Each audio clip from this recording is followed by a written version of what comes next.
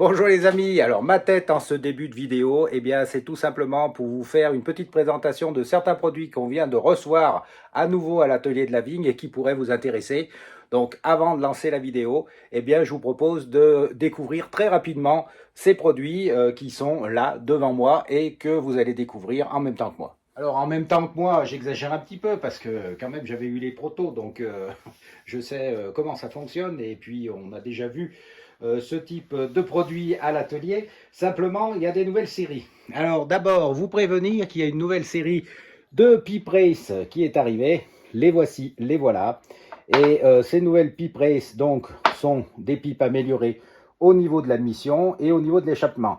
On passe ainsi d'une admission de 8-9 à une admission de 12. Donc une performance accrue, bien sûr, pour vos moteurs de Solex. Cette pipe est vendue avec le joint perf qui va bien, c'est-à-dire ce joint est parfaitement adapté aux nouvelles dimensions des trous d'échappement et d'admission.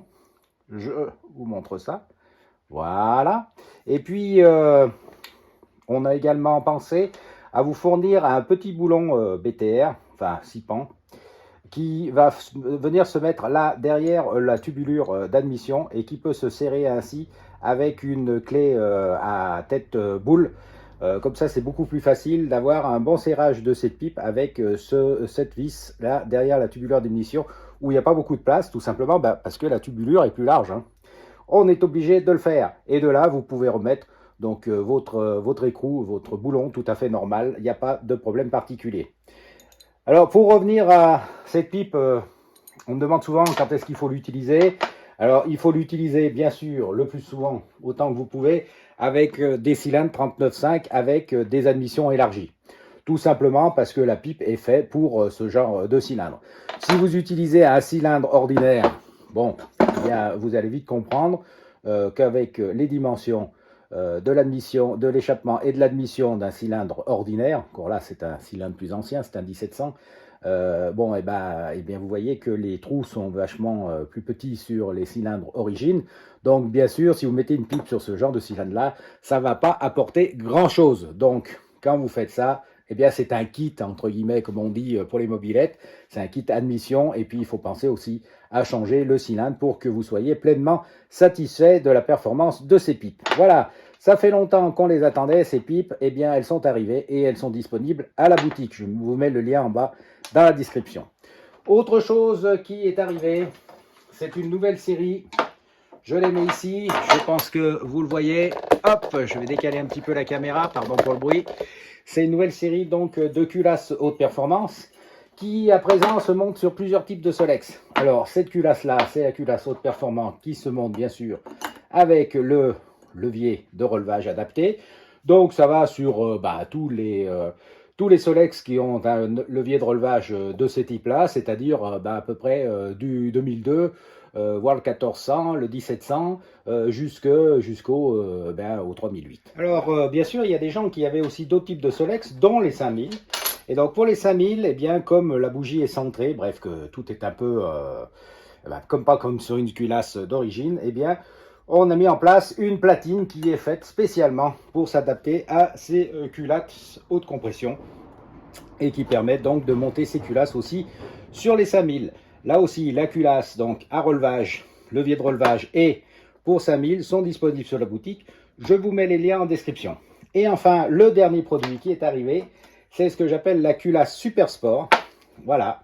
Cette culasse Super Sport, eh bien, se monte sur tous les Solex et a pour origine et course et a pour caractéristique de ne pas avoir de soupape de décompression. Donc, pas de soupape, pas de risque de fuite possible, pas de fuite à la soupape, au trou de soupape, donc une compression maxi.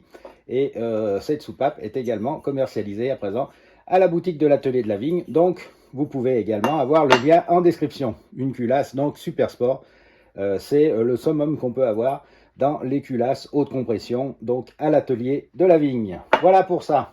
Et puis j'en profite de ce petit aparté avant le lancement de la vidéo pour vous dire que sur le mois de septembre, d'octobre et de novembre, on fait une promo sur les gaines. Alors ce sont des gaines cyclo. Il y en a 50 mètres, ça doit être marqué quelque part, voilà ici. donc 50 mètres, en diamètre 2,6. Donc ce sont des gaines qui sont spécialement faites pour les cyclos. Ce sont des gaines qui ne s'écrasent pas. Bref, les gaines qu'on monte tous les jours, nous, à l'atelier. Elles sont disponibles en plusieurs coloris. Alors il y a du gris, il y a du noir, il y a du bleu, il y a du rouge, enfin du blanc. Vous verrez ça sur la boutique. Je vous mettrai également la description. Et elle est en promo. Ce qui vous permet d'avoir une gaine à 1,20 €, je crois, le mètre au lieu d'1,80 €. Donc vous y gagnez pas mal. Vous en avez 50 mètres.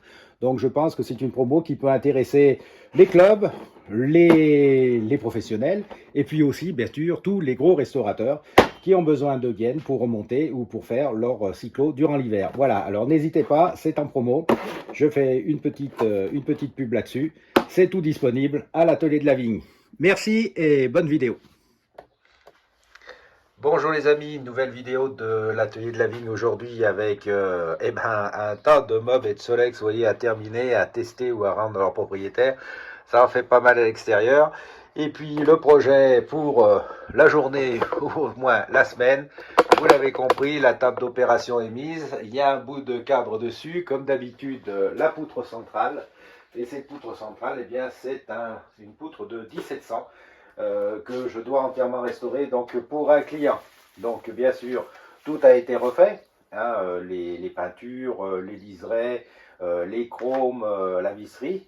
Et on va bien sûr commencer par la poutre centrale, comme d'habitude, en l'habillant, vous le savez, avec les cuvettes de direction inférieure et supérieure, et puis bien sûr le câble et le fil électrique qui vont bien à l'intérieur de cette poutre. Et puis après, bien sûr, on attaquera tout le reste. Dans cette petite boîte, enfin, dans cette petite caisse, en fait, sont passées à l'ultrason les différentes pièces que je vais récupérer pour mettre sur ce cadre. Alors peut-être pas le feu, je vais peut-être en mettre un neuf parce que vous voyez, il est décoloré et puis un peu cassé. Mais en tout cas, les poignées, le crochet de relevage, les pare-jupes et autres petits tubes là, dont on a besoin pour protéger les câbles et les gaines.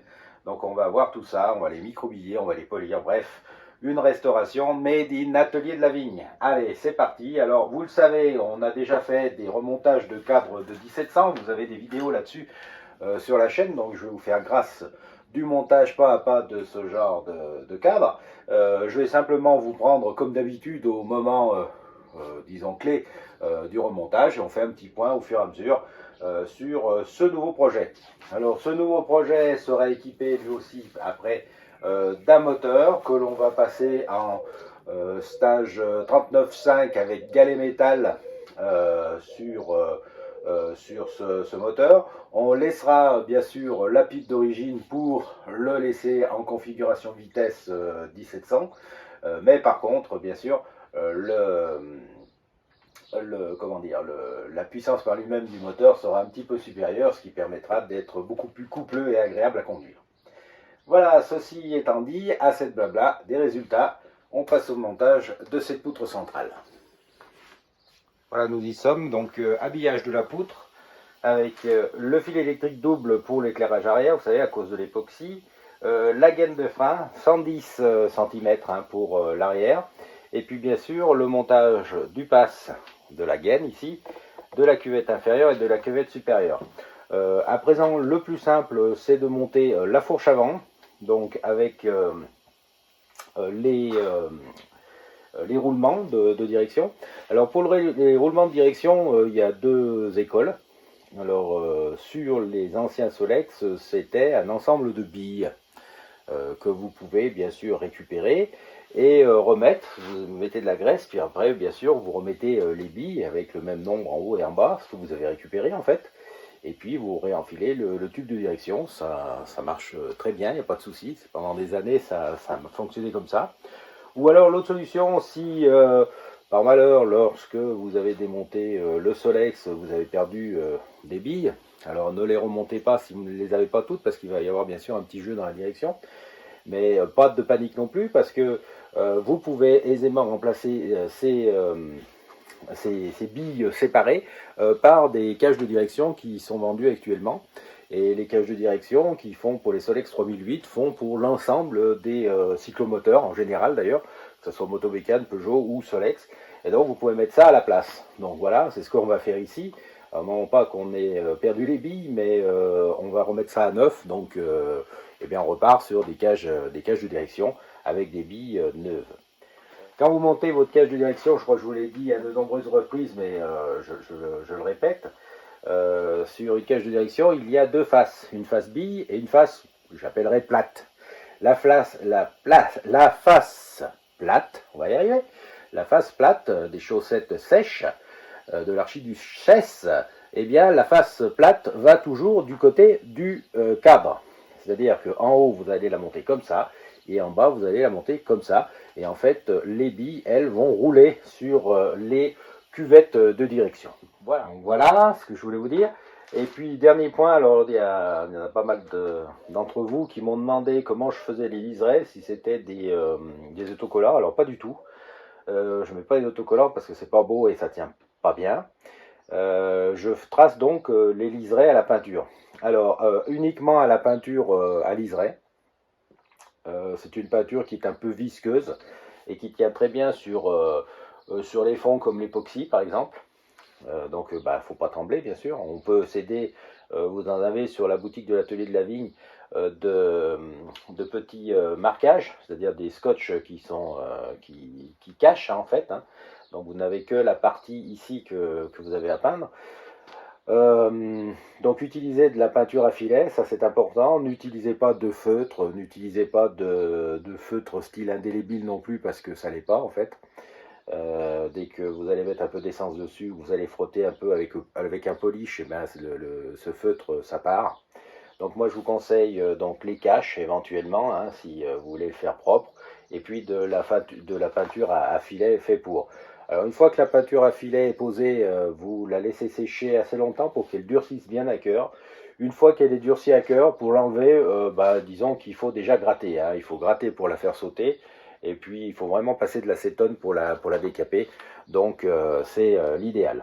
Pour vraiment les puristes qui aiment des belles peintures, vous avez la possibilité, une fois que le filet est terminé, que la peinture est bien sèche à cœur, ça j'insiste, hein, ça met longtemps à sécher, c'est visqueux, c'est gras, donc ça met longtemps à sécher.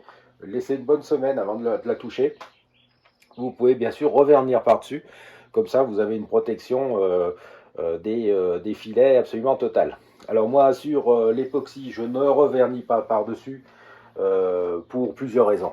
Alors la première raison c'est le coût bien sûr. Si vous refaites une couche de vernis sur un époxy, bien, ça va réenchérir le coût de la peinture. Et on parle toujours d'un Solex, donc il faut toujours qu'il y ait une qualité-prix qui soit en rapport avec, bien sûr, le cyclo. Deuxième chose, si vous ne laissez pas vos peintures époxy et d'ailleurs filet, comme je vous l'ai déjà dit, séché à cœur, il y a une réaction qui se fait, ça frise. Alors ça, c'est l'horreur parce qu'il faut tout reprendre. Vous connaissez les peintures qui se loupent, qui frisent, c'est abominable. Et si vous laissez bien tout faire et que vous vernissez par-dessus l'époxy, le vernis qui n'est pas un vernis époxy, bien sûr, hein, puisque vous ne pouvez pas après repasser, il existe des vernis époxy, mais ça passe au four. Vous ne pouvez pas passer au four parce que justement vous avez fait votre filet avec une peinture normale qui va cramer au four. Donc vous êtes obligé de passer à un vernis type automobile. Et le vernis automobile, eh bien, sur de l'époxy, qui est une peinture très lisse, entre guillemets, très dure, qui accroche mal, en fait, hein, eh bien, ça fait un petit peu peau d'orange, c'est pas très net. Voilà, c'est pour ça que je le fais pas. Alors, ce qu'il faudrait, dans l'idéal, c'est de faire les filets, de faire la peinture époxy, de faire les filets, de laisser sécher ça tout très bien, de poncer avec un papier très fin juste l'époxy, parce que si vous poncez le filet, ben vous allez l'enlever, et après de vernir avec une peinture automobile pour avoir un rendu magnifique. Ça fait beaucoup de boulot pour ce que ça sert, alors que si vous faites comme je vous dis, c'est-à-dire vous faites un thermolacage, vous faites le liseré ensuite et vous laissez bien sécher. Je peux vous dire que j'ai des Solex que j'ai restaurés il y a peut-être maintenant une vingtaine d'années et dont les filets n'ont pas bougé du tout, si on en prend soin, bien évidemment. Voilà, mais que que ça soit verni ou pas verni, si vous ne prenez pas soin de la peinture et si vous la poquez ou si vous tombez, ben bien sûr, le filet va partir. Voilà, donc ceci étant dit, eh bien, une fois que la poutre est terminée, comme je veux dire, on va installer la fourche et les cages de roulement comme je vous l'ai dit. Alors du coup, je vais vous profiter un petit peu de cette vidéo pour vous montrer les petits détails quand on remonte un Solex aussi avec une peinture thermolaquée, telle que vous pouvez la faire à l'atelier de la vigne. Et vous pouvez d'ailleurs nous envoyer vos pièces de mobilette ou de Solex pour qu'on vous les peigne. Voilà. Alors quand on les peint, bien sûr, il y a des choses à protéger, puis des choses à peindre. Voilà. Bon, ça c'est une logique absolue. Alors les choses à protéger, bien sûr, c'est les filetages, parce que sinon vous n'allez pas pouvoir remettre votre écrou. Et puis il y a des choses qui sont à l'origine pas peintes, sur un Solex par exemple, et qu'on va peindre quand même en thermolaquage, comme cette tige là. Alors cette tige est effectivement pas peinte d'origine, mais bien sûr au fil du temps elle rouille, donc je préfère la sabler, la décaper et puis bien sûr la repeindre. Sauf que quand on repeint, eh bien on repeint totalement cette partie-là. Mais ici, il y a un petit épaulement et quand vous remettez la cuvette inférieure, eh bien elle ne rentre pas sur l'épaulement à cause de l'épaisseur de la peinture. Donc là, à cet endroit-là, il faut prendre un petit peu de temps pour gratter pour pouvoir réintroduire correctement cette cuvette. Alors pourquoi il faut gratter pour la réintroduire? Il y a deux raisons principales. La première, c'est que si on la met telle quelle, eh bien, on n'aura pas assez de filetage, ça va être plus haut. Donc on n'aura pas assez de filetage en haut pour bien mettre l'écrou de direction. C'est important de bien le mettre, pour bien le serrer, pour ne pas perdre la direction. Et puis la deuxième, c'est qu'au fil du temps, si vous ne la mettez pas, de toute façon, la peinture va appuyer, enfin la cuvette va appuyer. Donc la peinture va partir d'elle-même. Donc la cuvette va légèrement descendre dans son emplacement en fait. Et vous allez avoir du jeu à la direction et ça non plus c'est pas bon pour rouler. Donc autant prendre tout de suite le taureau par les cornes et dégager un petit peu de peinture là tout autour et enfoncer ensuite la cuvette en général de force. Comme ça elle sera bien installée à sa place en bas de la fourche et c'est ce qu'on va faire à présent avant bien sûr de monter la fourche sur la poutre. Et voilà, la fourche est montée avec les coupelles et puis le crochet bien sûr. Alors comme je le dis à chaque fois, il faut que ça soit bien serré et il faut que la direction soit ferme mais sans point dur, ce qui est le cas ici, hein, voilà. Alors pensez aussi quand vous remontez de mettre une petite protection là en attendant parce que sinon ça va cogner contre le cadre et vous risquez de l'abîmer. Donc moi ce que je fais, je mets un petit bout de mousse, ce qui permet de bien protéger cette partie du cadre. À présent, on va passer aux choses un petit peu plus sérieuses, enfin un peu plus sérieuses.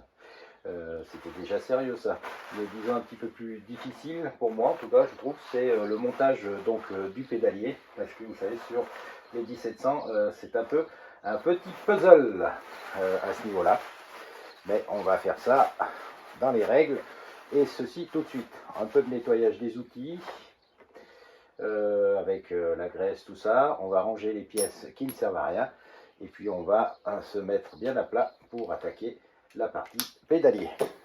Et voilà les amis, ça avance petit à petit. C'est monté au niveau de la béquille, au niveau de la poutre sous selle, au niveau donc du pédalier et de sa manivelle, du marchepied. Donc vous voyez que on avance bien. Alors à présent on va attaquer le haut de la selle et le porte-bagages parce qu'il y a un empilage de pièces là. Je vous renvoie à la vidéo qu'on avait faite sur le montage des 1700 sur la selle là-haut. Donc je vais mettre ça et je vais en profiter aussi pour pouvoir passer les fils dans les tubes qui vont bien pour aller jusqu'à l'arrière. Et ben voilà où on en est les amis.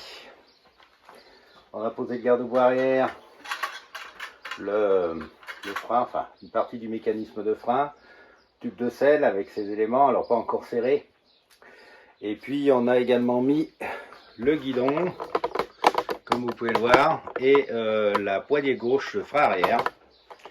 parce que maintenant ce qu'on va faire, comme on a un petit peu de place à l'arrière, on va bien sûr monter le frein, parce que c'est pas très commode à faire hein, sur ce genre de Solex, et en plus c'est pas un freinage absolument phénoménal.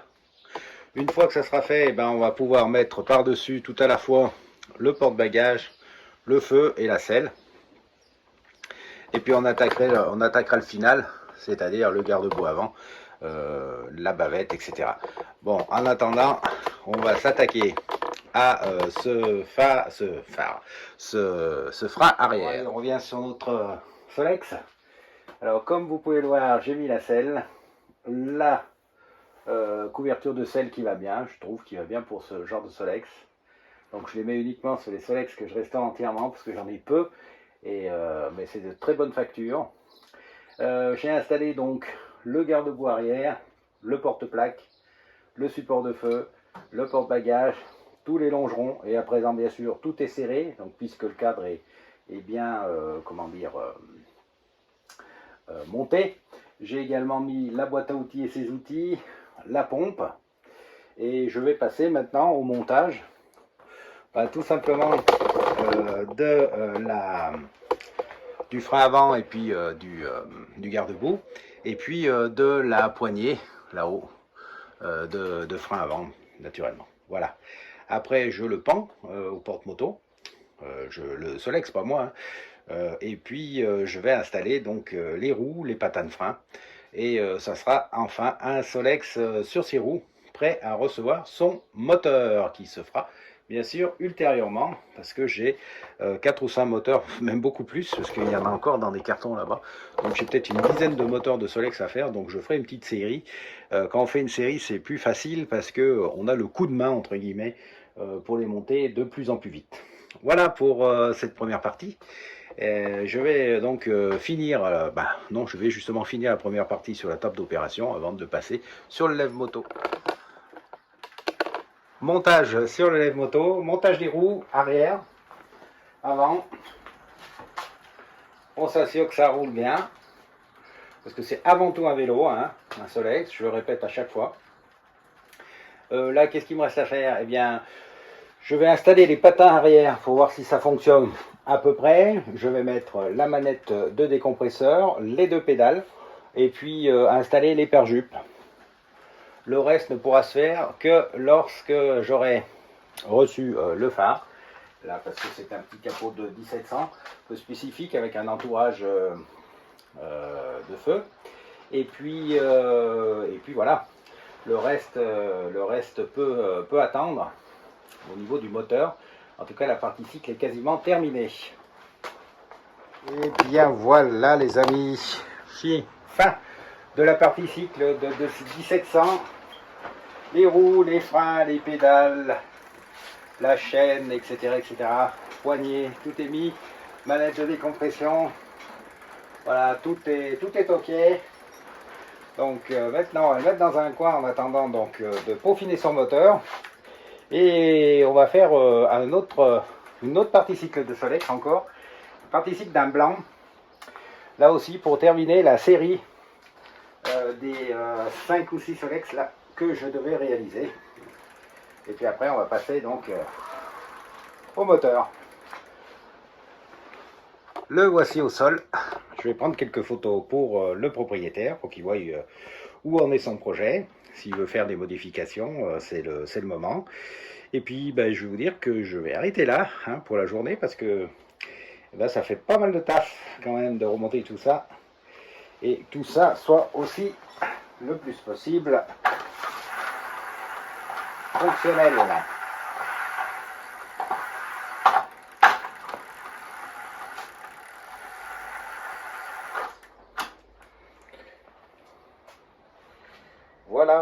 Voilà. Encore une bonne chose de faite.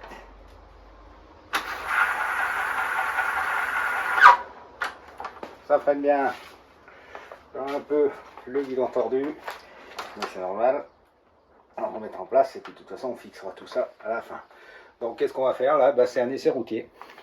On va pédaler là-dessus pendant 5 km pour voir si ça roule bien, si c'est tout confort, et si ça marche bien, il n'y a pas de raison qu'avec le moteur ça aille moins bien, au contraire. Voilà, j'espère que cette petite vidéo vous a plu. N'hésitez pas à nous suivre sur la chaîne Insta, n'hésitez pas à passer à la boutique si vous avez besoin de pièces, et puis n'hésitez pas à revenir voir des vidéos, parce qu'il y en aura d'autres sur ce type de modèle, mais aussi bien d'autres.